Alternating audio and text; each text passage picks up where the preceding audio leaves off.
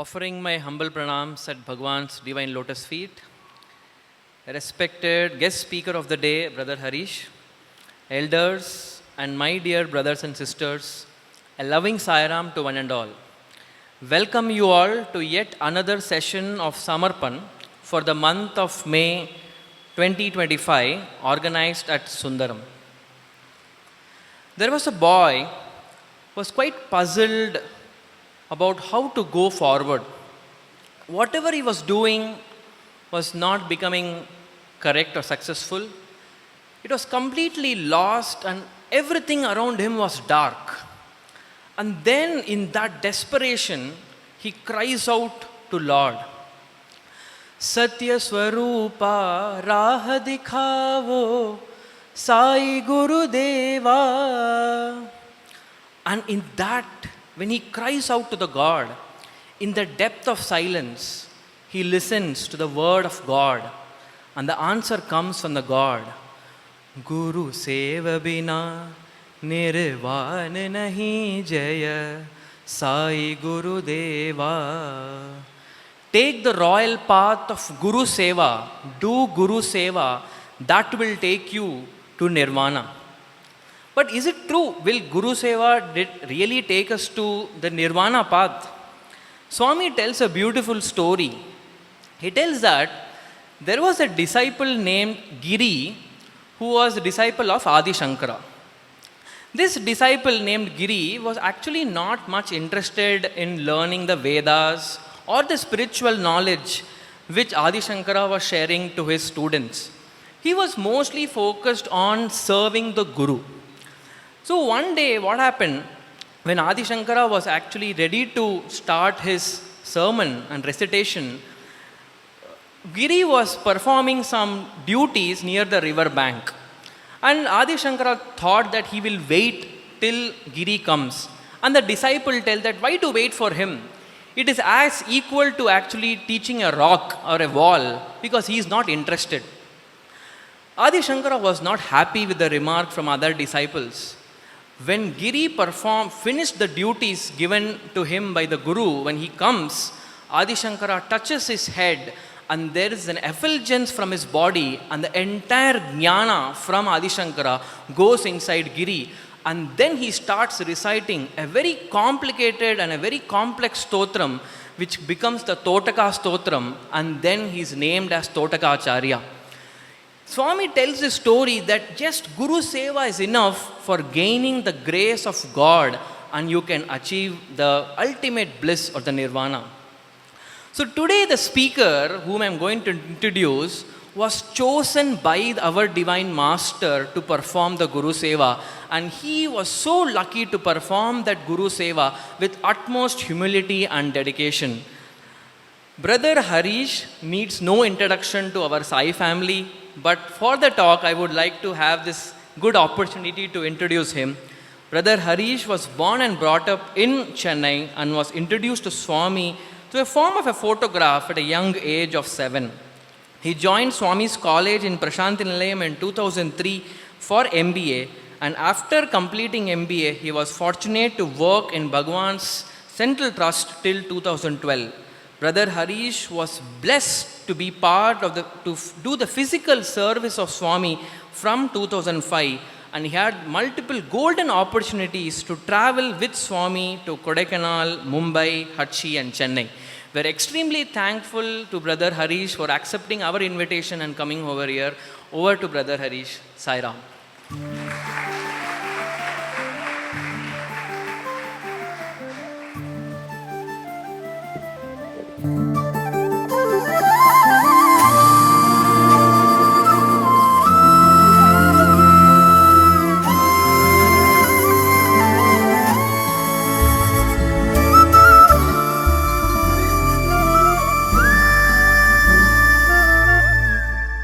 Om Shri Sai Ram.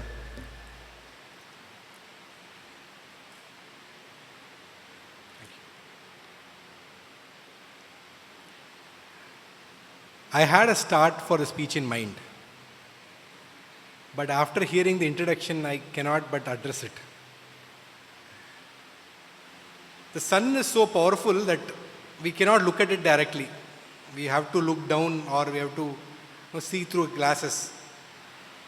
So too are the words of Brother Aditya. It was so effulgent that it could take you away to a different space. Very grateful for the introduction, brother, but I know there is a lot more effort which needs to go before being worthy of that. Most beloved Bhagwan, respected elders, dear sisters and brothers, and or Chennai Vayadis, his words, not mine. I think it was the 28th of January 2007. In this very Sundaram, we were waiting downstairs for Swami's descent. The program those days would be that Swami would come down and give darshan to people seated all over here in Sundaram, and then head towards Thiruvanmiyur where the Atirudra Mahayagam was in action. So that day, a lot of the other students who had accompanied Swami were giving me mischievous grins. I was wondering what happened, and then they said, "Your hero is here." It's like, what happened? What happened? Like, no, superstar Rajinikanth has come. He is waiting outside. He is there for Swami's darshan.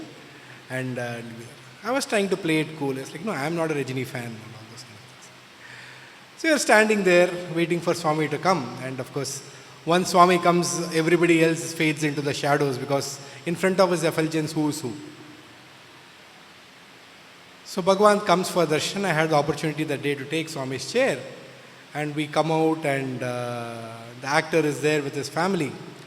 So he comes, gives a bouquet to Swami. Swami accepts it, blesses him. And then Swami says to go forward. I was thinking, wouldn't Swami want to spend some time with him? I was like, but Swami was telling clearly, go forward. So we came out and Swami went for a round inside Sundaram, granting darshan to the multitudes who were seated here. And as he was, usually he would go around for one round and then, normally get into his car and then move on to Thiruvanmiyur. But that day he finished one round and then he started going a second round of Sundaram. And we are like, it has been like some 2 years for me with Swami. It's like, okay, something is different today. Swami seems to be looking for someone. Swami is searching. So then, Swami was again looking fully everywhere in who were seated in the halls. So then I thought, okay, let's put Swami out of his misery. Pavam, he is not understanding where the person is looking for is. So let me guide him. So then I went to Swami's ear and said, Swami, I know you're looking for Rajinikanth. He is standing there. No, noor muskuntunte baguntundi. Nee vaaya moodittirundana adu nalladhu. Then I got my message. Then he became silent. Then I stood to the side of Swami's chair. Another brother was pushing Swami's chair. Then Swami went for a third round all over Sundaram. And still he seemed to be looking for someone. This time he came all the way to the gates. And then he asked the gates to be opened. So the gate was opened. And then Swami went out of the gate. And there was a small boy, probably about 5 or 6 years old, who was standing there with his mother. Clearly that boy was standing there because his mother made him stand. He did not appear to know where he was standing or whose presence he was. Swami saw that boy and immediately called him, and his mother pushed him from back saying, go. And that boy came running into front of Swami, and then Swami materialized a beautiful chain for him and himself put it around his neck. At that moment, you could see a satisfaction in Swami's face, of this is what I wanted to do today and I have done it. So that is when I realized, and also took me back in my memory of my childhood days when, our parents, they were working, they didn't know too much about Swami, but still they wanted to make sure that their children had darshan of Swami. So my dad used to bring me when I was at that age, when they knew that Swami was in Sundaram or Abbotsbury. And from outside the gate, he would carry me on his shoulders. And Swami would give darshan from balcony, and then he would say, "Can you see him?" And then I was like, "Yes, Swami, yes, Father, I can see him." And I was also concerned that my dad is carrying on my shoulder. I've always been a little liberal on the weighing scale. So I didn't want to trouble him too much. So I would say, "Yes, I'm able to see him," and then he would put me down. And it kind of felt to me at that moment that this was a reminder. Remember where you came from.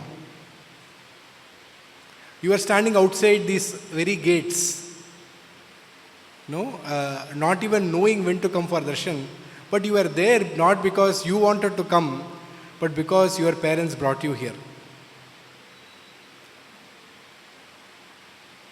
And so I felt at that moment, looking at the ecstatic cries of the boy's mother, who was still standing at a distance, who did not approach Swami because Swami had called the child, but who knew that her purpose in her life is achieved because her child had come to Swami.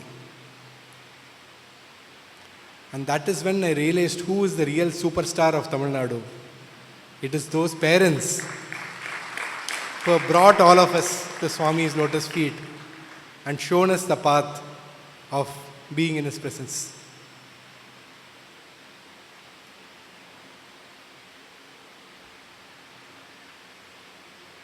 I was having a conversation with some of the brothers before this talk, and they mentioned the fact that how often Swami is often talked about as a reformist, as someone who constructed hospitals, and how Swami was much more than that.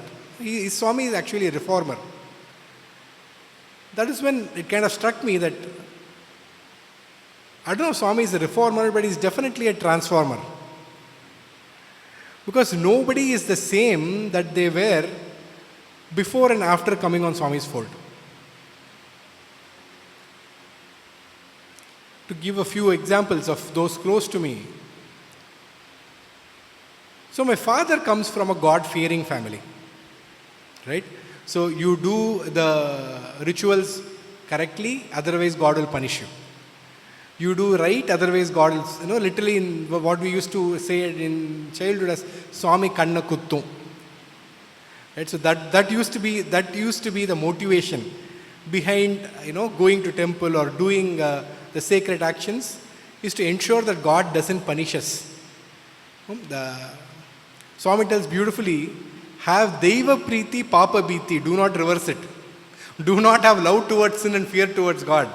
Have love towards God and fear towards sin.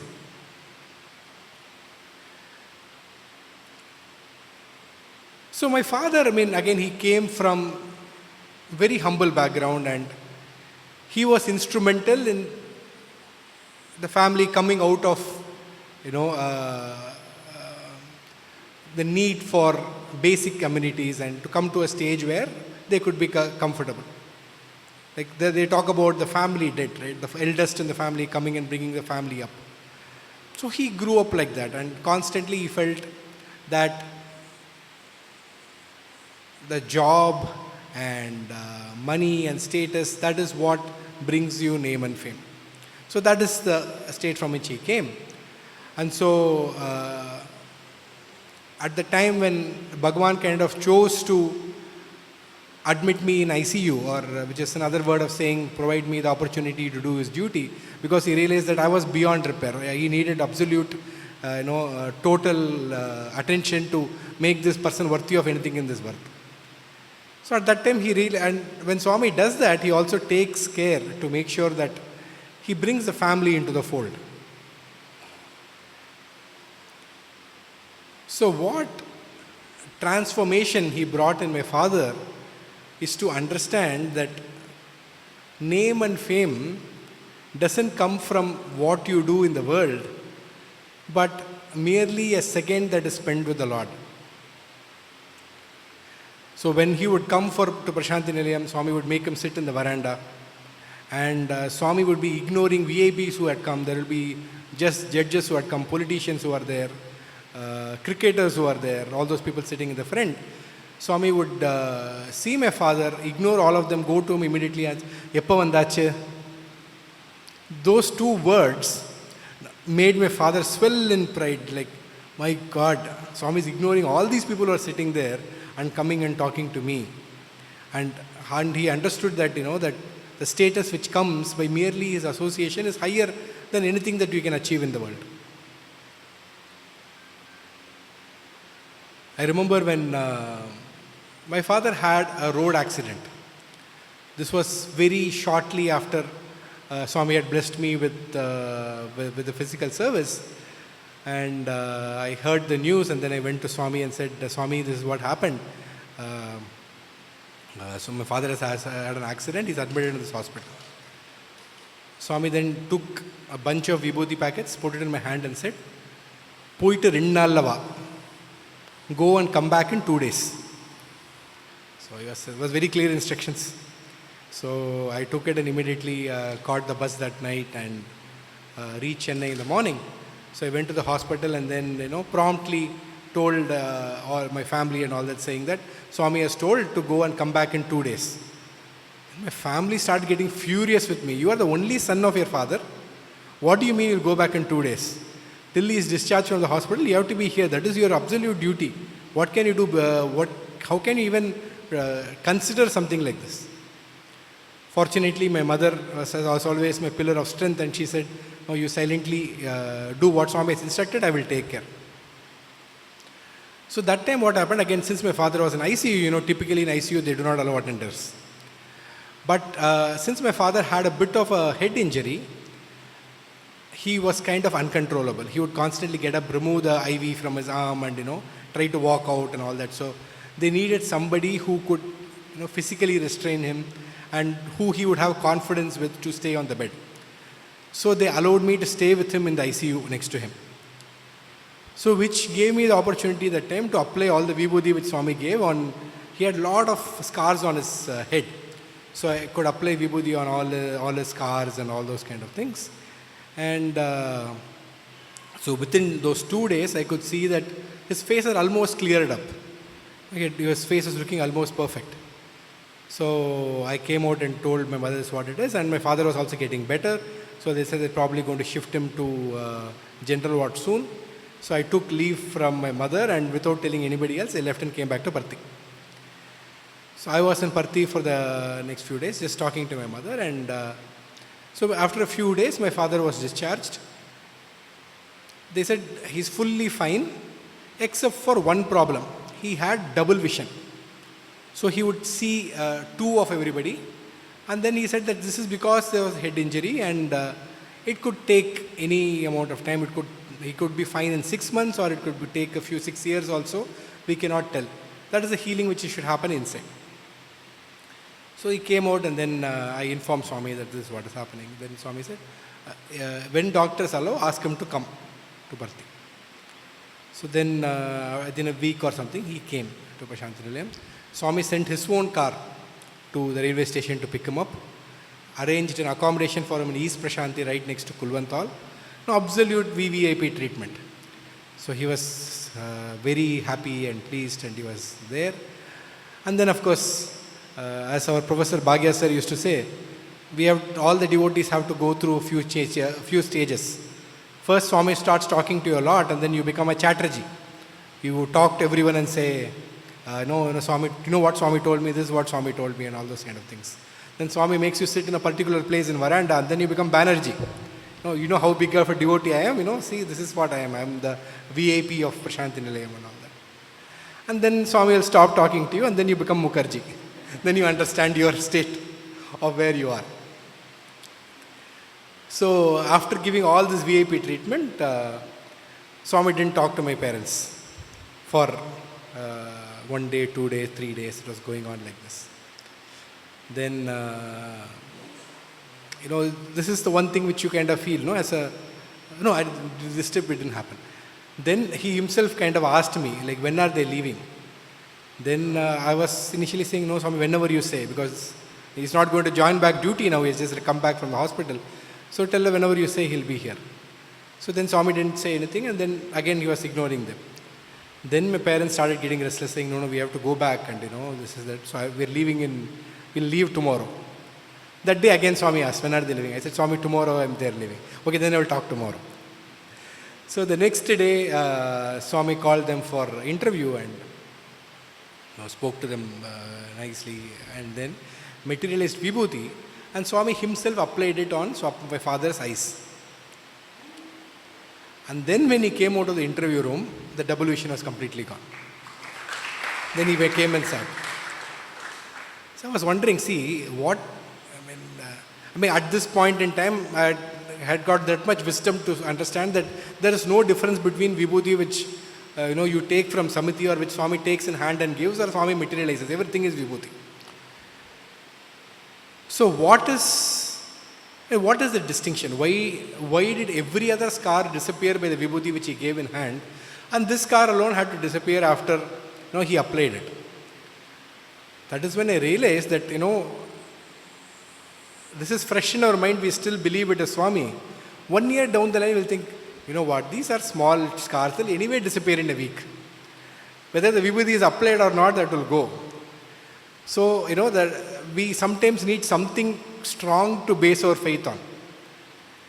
So, Swami had to apply this Vibhuti directly with his hand, so that, there's no confusion that he only had cured it. So that, that this is directly Swami's hand in play, literally. So that is one way, the direction which my father took. On the other side, my mother was a people's pleaser.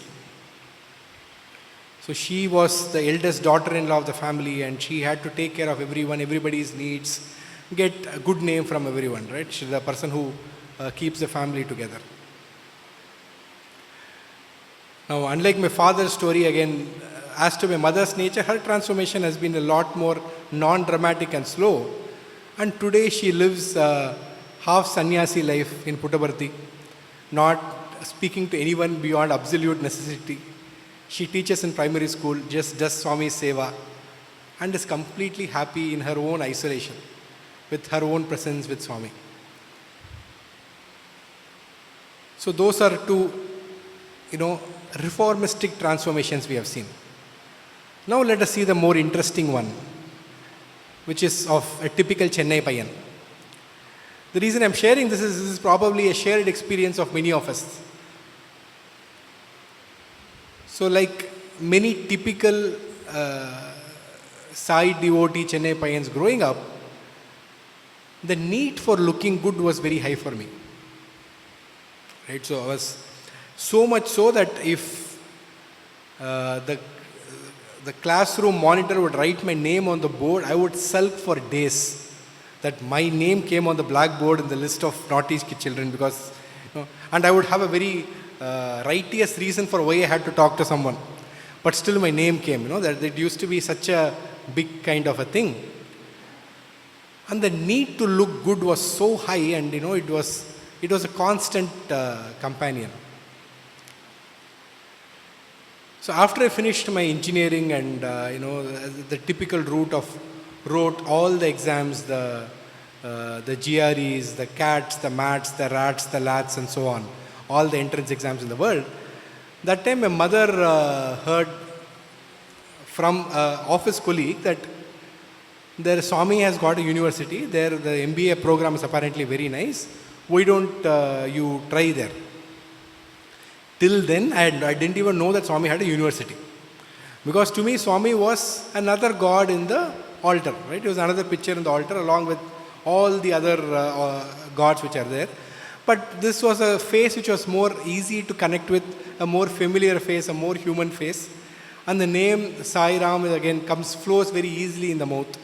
So any temple I go to, it would be Sai Ram, and it's like there was no distinction between Swami and any other god. Even, so much so that even the thought to go to Puttaparthi to have his darshan had never even come to my mind, despite the fact that his name was constantly being told. In fact, my mother started praying to Swami for my sake when I was going for 10th standard board exams and all that. Okay, if I should pray for him, I should pray to the God he prays to. So my mother started praying to Swami and started getting Sanadana Saradi and all those kind of things. So then when she said, okay, why don't you apply for MBA? I remember after getting admission to MBA, I spoke to one of my friends from engineering college, and who was also my friend from school time, right? I known him for a long time, and then I was asking me like, what is your plan, where are you going? So I said, no, I'm going to Puttaparthi, I'm going to do MBA there. So he looked at me a little puzzled for a couple of minutes and said, but you are a good boy, no? As if the thought of many people was like, Puttaparthi is like a military school. So those who are not disciplined, those who are not having any kind of structure in their life, they go to Puttaparthi, they reform themselves, and there's some chance for them to salvage themselves. So that is when you sent to Puttaparthi. So that was kind of the mindset that he and some of those people at that time had. So I did not have a response to give him that, of course I gave the template response saying, no, because I'm a good boy only I got admission, I'm going. So then that happened, and then many years later, I remember, there were some new students who at that point I was working in Swami's book trust for a few years by then, and some new boys had joined, and we had taken them out for having dinner somewhere, and as a typical icebreaker when a new person joins, I was doing a lot of ragging and making fun and making sure that we break the ice, make them feel comfortable and all those kind of things. So as I was teasing them more and more, one of my other friends was there, because these boys were looking very surprised. They did not expect this from me. They were expecting someone who's going to be talking very very pious things and all that, whereas I was there cracking jokes with them. So then one other boy who was there was telling the Hindi equivalent of Ketta Payanda and the Hari. So at that moment I was saying like, wait, before I came to Puttaparthi I had the good boy image. Now after coming to Puttaparthi and being here for so many years, have I transformed into a bad boy? And then I kind of realized that it is your inherent goodness is basically not in your control, because what is inside you is Swami. So it is He who is controlling what you are. But externally how you are appearing, as long as you lack the confidence in knowing who you are, the need to project a version of you becomes high. So the need to project that I am a good boy was more and more higher, the more and more uglier I felt inside. I was absolutely intolerant when anybody used to say something is bad in me, because somewhere inside me I was scared that it was true.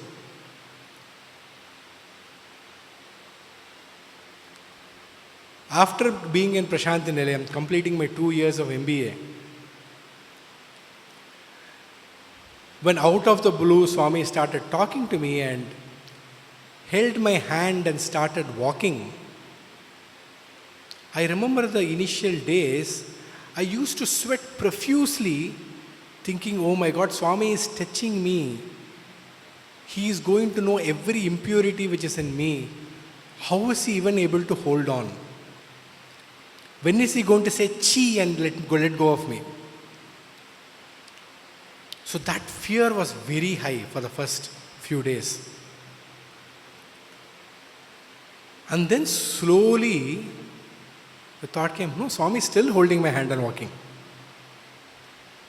Is it possible that I am not really as bad as I thought I was? Is it possible that the impurities that I see within myself is by itself just a mirage? Is that again just one more small layer of onion below which there is something else? Is there something within me that Swami is seeing that I don't see within me? And that, brothers and sisters, is how the Sai confidence is built.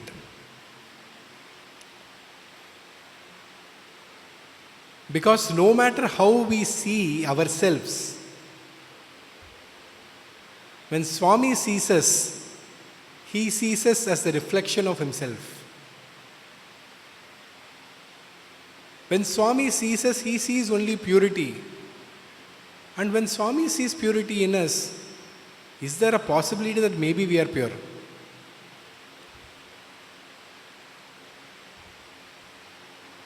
And if we are not really so ugly within, do we need to spend so much energy pretending to be somebody else outside? I felt that that was predominantly the transformation which happened for me in the many years in Prashanthi Nilayam. That the need to find a distinction between what I feel within and what I feel outside was reduced.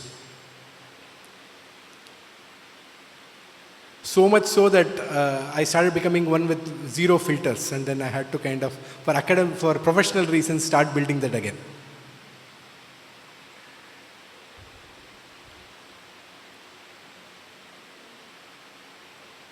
There are multiple transformations which every one of us, when we just think about it, we will see. Every one of us has changed in many, many ways, small and big. For instance, I used to be a very typical Baindanguli. I cannot walk alone in a street if there are street dogs. I would stay very far away if I see monkeys. I joined the hostel of Puttaparthi in 2003. Swami was still in Vrindavan. The very first day that I walked from the hostel to Mandir for bhajans, we walked through Ishwarama school and all that. There were monkeys on both sides. There were stray dogs going. And suddenly I could feel that my fear for them completely got lifted. From that moment till date, I for absolutely no explainable reason, I completely lost fear of stray dogs and monkeys.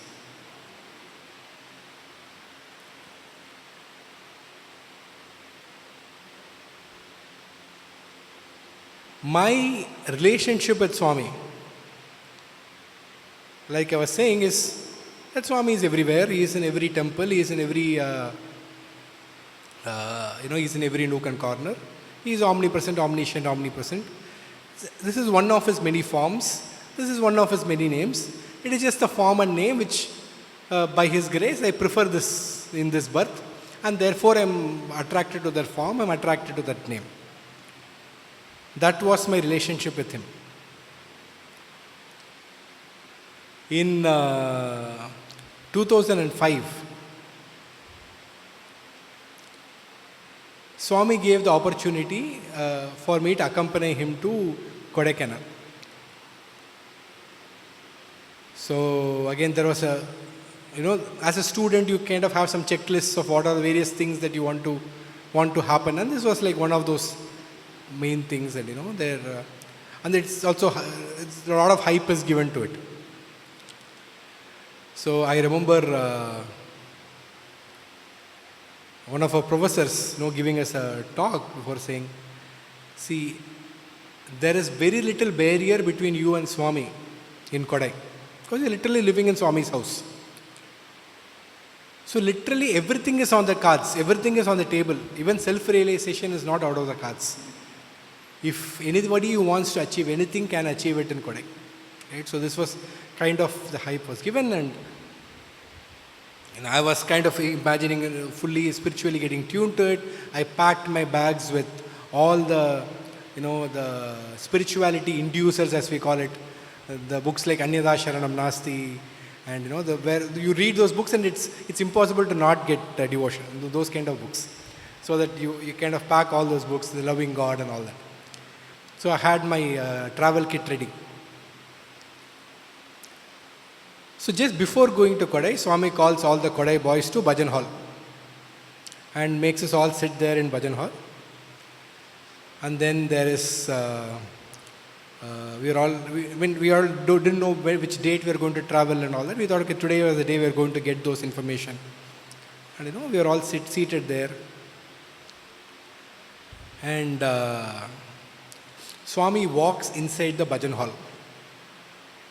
What happened was, Swami walked into the Bhajan Hall. What happened with me was, devotion walked out of my heart. Suddenly, I was not seeing Swami walk in, I'm seeing some strange guy in orange robes walking into the room. Absolutely taken aback. I don't know what was happening. I mean, this period which is supposed to be the height of my student career, going to Kodai and where even self-realization is on the cards. I was getting ready to get self-realized. I had a 1, 2, 3 book handy. And suddenly I don't have devotion. In fact, so much so that the feeling which I am getting from within me is a feeling of panic. Oh my God, I got caught. This is the feeling which is coming from inside me. I lost devotion and I gained fear. Right? 2 in 1 offer. Fortunately, there was some intellectual part of the head was kind of trying to tell me that, see, did you hear something? Did you witness something? Did you hear somebody telling something to someone? No. What happened? Swami walked into the bhajan hall. So this cause and effect had no correlation. So then I thought maybe this is something of Swami's doing. So let us play this through. Let us see where this goes.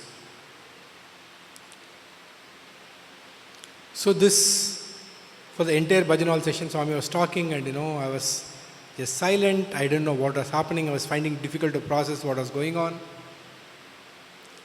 Next, Swami called us to the interview room. There he told us about things like packing cold cream, because Kodaikanal weather is like that. You need to make sure that you are taking care of that. Swami said what all you have to pack, what all arrangements will be made, and all. He was the perfect event manager. But again, he was an event manager. He was not God. So then we got into the flight. That same feeling is continuing. And Swami's, as we are above 20,000 feet on the air, Swami got up from his chair and started walking through the aisle, talking to all the students. So that time Swami walked towards my chair, and then he looked at me and he pointed to the scar on my forehead. And then he said, what happened there? But typically I have my own poor jokes which I crack about how I got that scar. But again, you don't, in front of Swami, your tail is be under your legs. And then I said, no, Swami, I had an accident in my childhood. And Swami, you only saved me. And that actually happened. So when I was, I think, in 2nd or 3rd standard, so my father was coming in the scooter. There's a lorry who suddenly came in the front in the middle of a signal. He couldn't go to the other side. He stopped in the middle of the road. So my father put the brake because there was no space to do anything else. And I was standing in front. So I flew like Superman out of the scooter and then went and hit the mudguard. The only thing I remember was as my father pressed the brake, I shouted Sai Ram. And then I did not feel absolutely any pain. I had fallen down and there was blood oozing from my face. They quickly took me to the hospital, and the first pain I felt was when they gave me a painkiller shot on my forehead. So it was pretty evident at that point that, taking his name at that instant had saved me. That scar went very close to my eye, 1/4 of an inch, and my eye would have been gone. So I told Swami, I had an accident. Swami, you only had saved me. That was true, it happened, but I was still not feeling anything. The Swami crossed, and then we landed in Madurai. Then we took a bus, and then we followed Swami's car up over the slopes and went to the top of Kodai Hills. The air was thinner, the weather was colder. Then I was thinking, okay, this is clear that a surgery is going to take place. But if a surgery has to happen, I cannot think of a better surroundings than this. So, entered Kodaikanal as an impatient patient.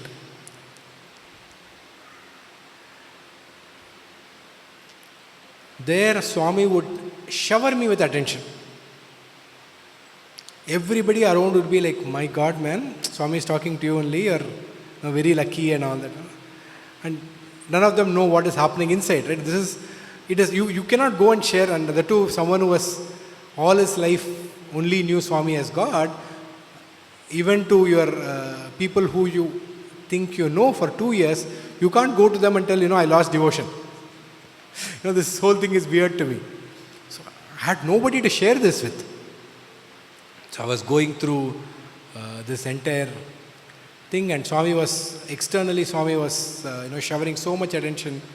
It was the best of times and it was the worst of times at the same time. So then Swami would start taunting. We'll start asking, okay, when are you going? This is again one of the typical conversations which Swami would have with students, and there are some students who are very clear. We are talking about waiting boys. There are boys who are clear that they will not leave Prashanthi Nilayam no matter what. Swami would have to literally kick them out, otherwise they will not leave. Right? There are students like that who are absolutely dedicated, and they will tell Swami, I will be with you only. And again, Swami has his own way of testing everyone. And then there are the other, politically correct students who would say, Swami, whatever you say. If you say, Swami, that to stay, I will stay. If you tell me to go, I will go. Whatever you say, Swami, I surrender to you. Fortunately, I still had the little bit of common sense to think that I should be truthful to Swami. So at this point in time, I was not having devotion to him. I was not having clarity that he is God. So I couldn't tell him that, Swami, I will do whatever you say. Right? So because I was not having that confidence from within. So Swami looked at me and asked, so when are you going? So I had to play a careful card. At the same time, I didn't want this to end also, because I kind of knew that this is a surgery which is taking place. I want to see the end of the surgery. But at the same time, I'm not sure if this is really a surgery or it's a play of my mind. So I told Swami, after some time, there was silence all around. The elders who are there, they opened their mouth wide. This is the first time a boy has answered like this to Swami. So then, the next day we had serving duty in the dining hall. So after the students were eating, we had finished and gone, Swami had asked the boys who were serving also to go and sit. Then as I was going, Swami told me to stop. So all the other boys went, and at the dining hall it was only Swami and me.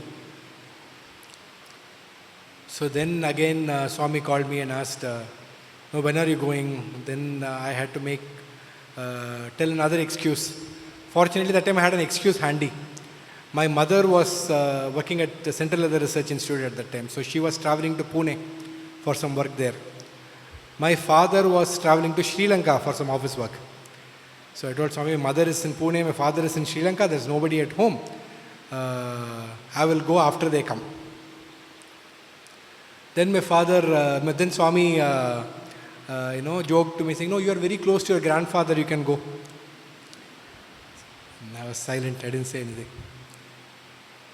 Then suddenly, Swami shifted to Hindi. I don't know why, and he said, मैंने तुझे इतना दिया तो नहीं समझा. Now உனக்கு இவ்வளவு கொடுத்தேன் நீ புரிஞ்சிக்கல. I gave you so much you did not understand. That felt like, somebody putting their hand inside your heart and giving it a pinch. Again, fortunately, he gave the wisdom to respond, to say, Swami, you should only make me understand.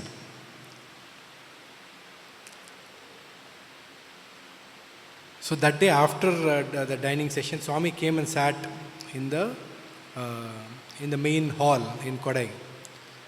And Swami was sitting absolutely silently in the sofa. Now the Kodai main hall, that is the place where the fun happens, right? So that is the place where Swami jokes with the students, and he will make the worst singers to sing bhajans. He will make those who cannot speak to come and give a talk, just to kind of make everyone comfortable with to be in his presence.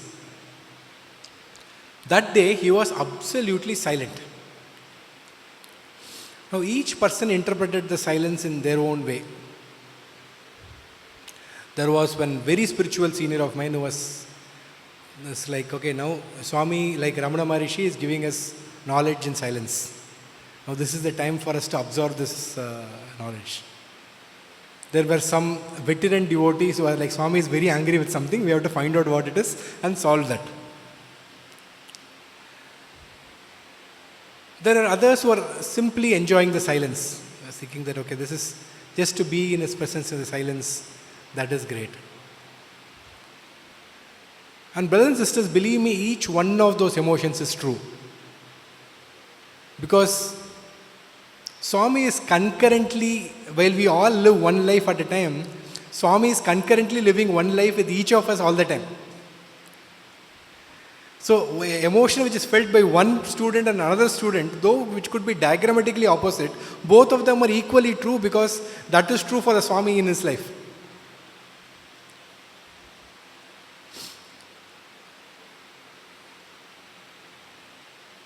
During the talk in the dining hall, I told Swami a tentative date when I expect both my parents to be back. And which I thought at that point was a date by which Swami would have most probably finished his Kodai visit and gone back to Vrindavan, and when I can safely take leave and go. Because any student who leaves from Kodai on his own is made an example by teachers for future batches to say, if you're indisciplined, you'll become like that boy. So that looking good was still very high for me. I still needed to look good. I don't want to be the bad example. So I had given the date, which I thought was a safe date, by when the Kodai trip would be over. So after this long silence of Swami on the living room, Swami, almost in his breath, just by a long sigh, at the end of the sigh, he told that date. And he got up and went back to his room. Whoever I asked after that Kodai trip, like much later, I didn't ask at that time, none of them remember Swami mentioning that date at the end of that sigh. So that was probably meant only for me. If I told that the previous statement by Swami was like him pinching me in the heart, this one was like, a wrench completely squeezing all the blood out. I did not know what to do. Swami went up to his room. I silently walked out to the side of Sai Shruti. At that point, there used to be a rose garden there. Now there is a hall there, there is a dining area and all that is built. But previously there used to be a rose garden when you're facing Sai Shruti to the right. So I went there and I sat on one of the benches. And just started mumbling to myself, having that conversation. That time there are some weird spiritual books I had read where the thought that the consciousness exists in everything. You talk to a flower, it is equal to talking to the universal consciousness and all that. It is easier to talk to a flower because there's nobody else around. So I sat there on the bench and I started lamenting, mainly out of self-pity, to say, what is this, why is this happening to me? I have always been a good boy.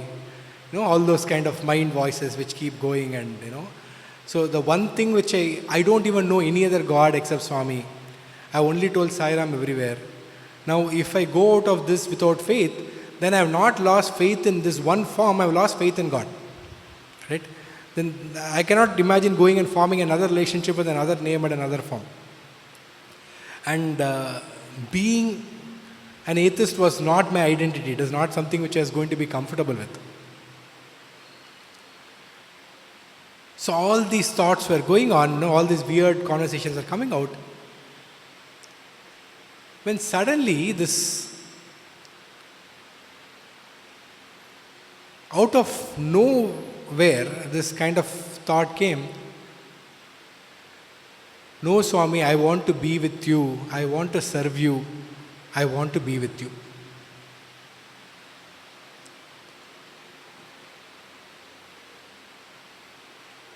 Whenever we believe that we are the doer, There's a very simple sadhana that we can do. Every day night, before we go to sleep, just think of 3 things that you feel like we accomplished that day. Any 3 things. And then start going back to the root of that action. Okay, why did I do this? I did this because this happened, this happened, this happened. Then finally you realize that this whole thing could not have happened if had there not been an external or a stimuli which you had no control of. So it's either your surroundings, your environment, your upbringing. You will realize that the cause for every action of yours has come from something external. Or if you introspect more deeply, something deeply internal. So too did this thought, which was nowhere in the radar of my initial conversation with the rose, did this thought come that, Swami, I want to be with you, I want to serve you. As soon as I said this, it felt like a block of ice which was around my heart just melted away. Tons of rocks kept on my shoulder was kept down. And I was literally floating in the air. At this point, the same intellect which was kind of keeping me grounded when I was, worrying that I should run away from here, this intellect gave me another perspective, saying, dude, you're feeling all this now. This is again temporary. Now, just 1 hour later, you'll think you talked to a rose and the rose told you to serve Swami. Is that something which you're going to carry with? So at that point, I put a condition back to Swami. I told Swami, if this is a conversation which I did not have with a random rose, and it is a conversation which I had with you, and this is a promise that I made to you, then from today till the last day of this Kodai trip, you will not ask me when are you going. Because I have answered that question to you. Right? So that is made. Now the handshake is made. So I go back. And I'm having smiles, and there was, what man, you're looking very happy, what happened? I was silent, I didn't know what to tell anyone. But this is again not something which is very easy to share. So true to his unsaid promise, Swami stopped asking me from that day, when are you going? Except the very last day, because even then, see, look at our monkey mind. I didn't say, Swami, you shall never ask. I told, till the last day you will not ask. So the last day when we were all, our luggage was packed and it was in the bus to take us down. We were all sitting there for, telling, staying namaskaram from Swami and going into the bus. That time Swami looked at me with a mischievous smile and asked, when are you going? Then, I gave him a knowing smile, as if, Swami, we have had this agreement and you have kept it.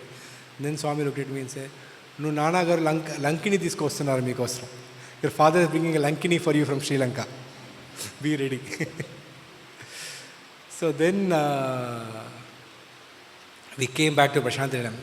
If you think that that's it, the transformation is done, that now this is the new Harish, no. The monkey mind comes back. You come to Puttaparthi, and again, as many brothers have talked before, like even Sainath sir was mentioning in his talk before, Maya is a guardian who stands at the door of God. And the closer you are to Swami, the Swami says, around the flame is where it is the blackest. So it is very easy for you to get completely miss the fact that you are with divinity. But that is also the space that he gives where you could ask him literally anything. Again, this was the first few days after Swami had given me the opportunity in Puttaparthi. And then I walked inside the interview room.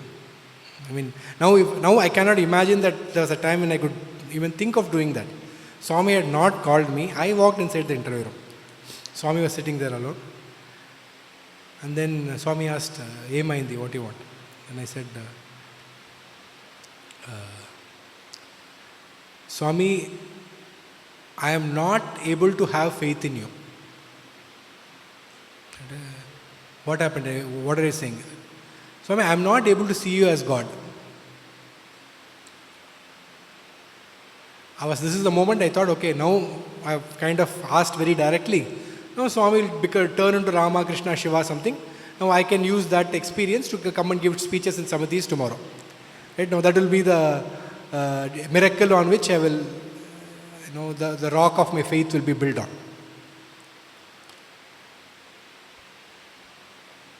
So either you would expect that, or you would expect Swami should get angry.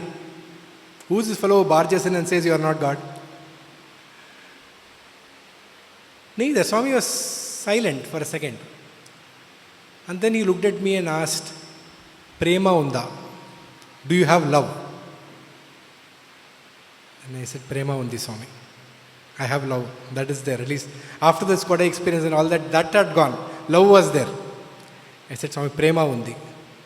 Then Swami said, Prema unte chalu. If you have love, that is enough.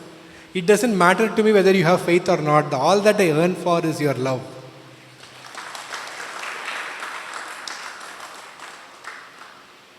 No, faith can be tested. Love can only be tasted. So this boy who only had blind faith to Swami, who had read no Swami's literature. In my childhood, people used to come and even joke to me, saying that, what is this Sai Baba, this boy keeps telling and all that. And I used to tell them, if you joke about Sai Baba, he will come and poke your eyes. Sai Baba வந்து கண்ணை குத்திடுவார். Right? Because I just took the same philosophy I had towards the fear of God and I applied it to the same different name and form. That's all that I knew. So for this boy who had blind faith, Swami came, broke the faith completely and transformed it into a different relationship, one of love. So Swami tells the story of this King Janaka, who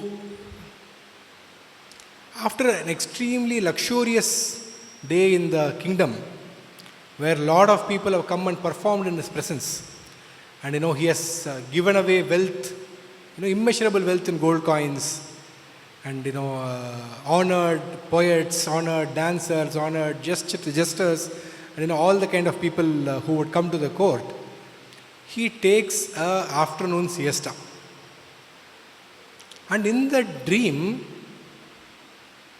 all his enemies come together and attack Mithila, and he is completely removed from the kingdom.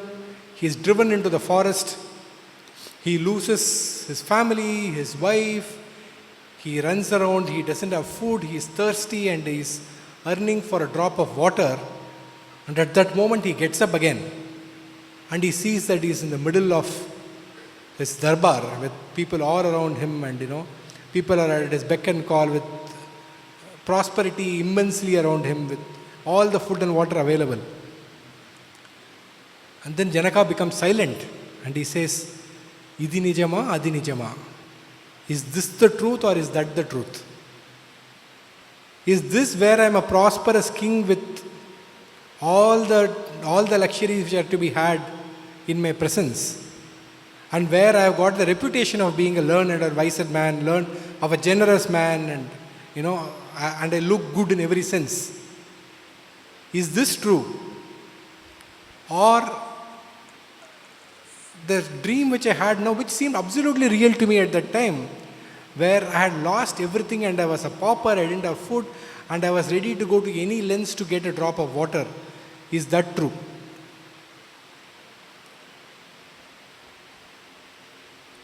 Apparently, after many years of inquiry, sage Ashtavakra comes there and tells Janaka that neither is this true nor is that true. Only the one who experienced both, you the one who experienced both, only you are true.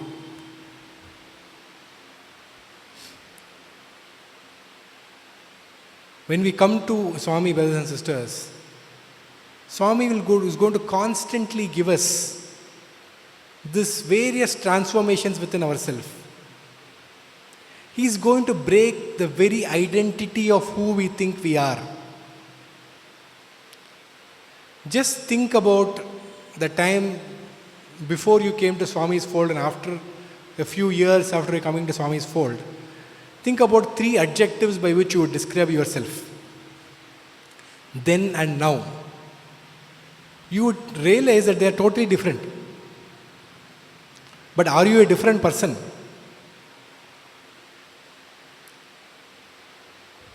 The personality which we think of ourselves to be, this ego which we keep as our true identity and which we get very insulted when it is questioned or challenged, Swami has proven to us in our own lives that it is fluid. Our very personality is fluid. If our very personality is fluid, then does it not beckon every one of us to consistently ask this question of who am I?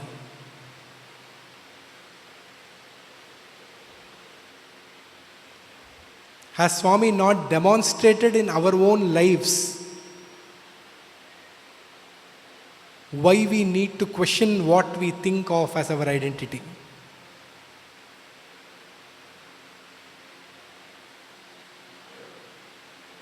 And even more importantly, what we think of as another person's identity.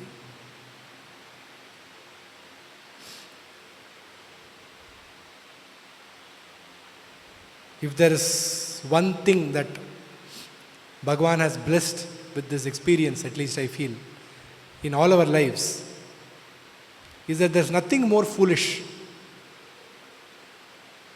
than to judge anyone in our life, in our companies, in our colleges, in our schools, in our families, in our buildings,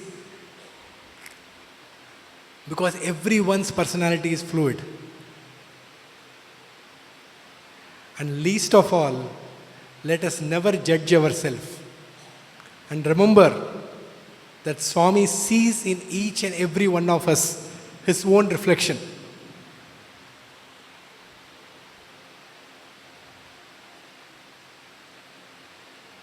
And there is absolutely no right that we have to judge ourselves or anyone else any less. Jai Sai Ram.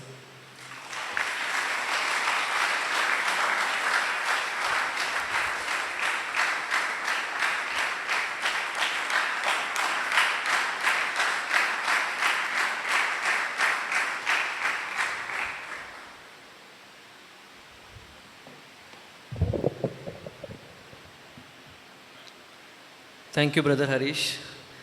I don't know how this 1 hour time actually flew. It was such a beautiful experience of listening to you, and we would like to listen to you more. I think the best thing was the way you opened up and showed the transformation you had from faith to love. That is totally phenomenal. Actually, I was just reminded when I joined school, there were many of us, when we joined school and when someone used to ask, what do you want to become? We used to not tell we want to become doctor or engineer. We used to tell we want to become farm boy. So actually Harish brother were one of our inspiration. Like the only goal in life was to become a farm boy. Basically those brothers who are near Swami. And now I think why actually did anyone want to become farm boy is not only for the fact that we had faith on Swami, that he was God, but the love we had for him, and we were sure that if we go close to him, we will get that love back. You know, that was, I think, the most beautiful thing we get from him, being close to him. Thank you a lot, brother, once again, on behalf of all the audience here for accepting our request and coming over from Bangalore to Chennai and addressing all of us. Thank you.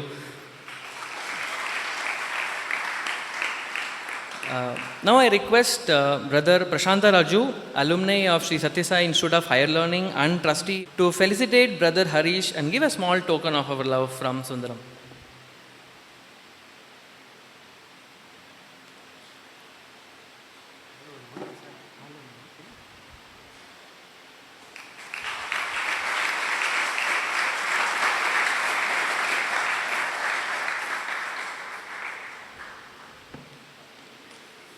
So before we conclude the session, I'd like to make an announcement that on 15th June, the next month, we will have our next Samarpan Session.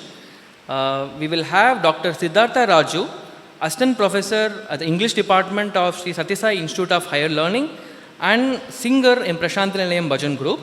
We request all of you to attend the Samarpan session and enjoy the opportunity of hearing the experiences of Brother Siddhartha with Swami. Thank you, Sai Ram.